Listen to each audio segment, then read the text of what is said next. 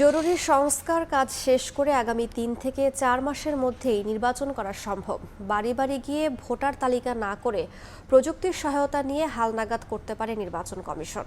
সোমবার বিকেলে গুলশানে চেয়ারপারসনের কার্যালয়ে সংবাদ সম্মেলনে কথা বলেন বিএনপির সংবিধান সংস্কার কমিটির সদস্যরা। তারা বলেন, প্রত্যেক প্রার্থীর জন্য লেভেল প্লেইং ফিল্ড নিশ্চিত করতে ইসিকে আরও শক্তিশালী করতে হবে।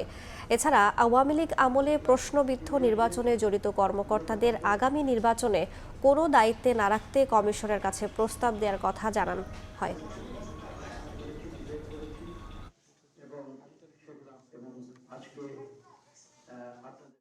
নির্বাচনী কাজের মধ্যে যেগুলো সময় নেয় সেটা হচ্ছে নির্বাচনী অফিস, নির্বাচনী কর্মকর্তা এবং নির্বাচনের সময় পোলিং এজেন্ট নিয়োগ ইত্যাদির জন্য যে সময় লাগে। এখন সরকারের সংস্কারের আরো বিভিন্ন সাইড আছে, প্রশাসনিক সংস্কার আছে, জুডিশিয়াল সংস্কার আছে, পুলিশ সংস্কার আছে, এগুলো সব সমন্বিত করে এটি নির্বাচন উপহার দিতে আমাদের মনে হয় না এটা খুব বেশিতে ৩ থেকে ৪ মাসের বেশি সময় লাগার কথা।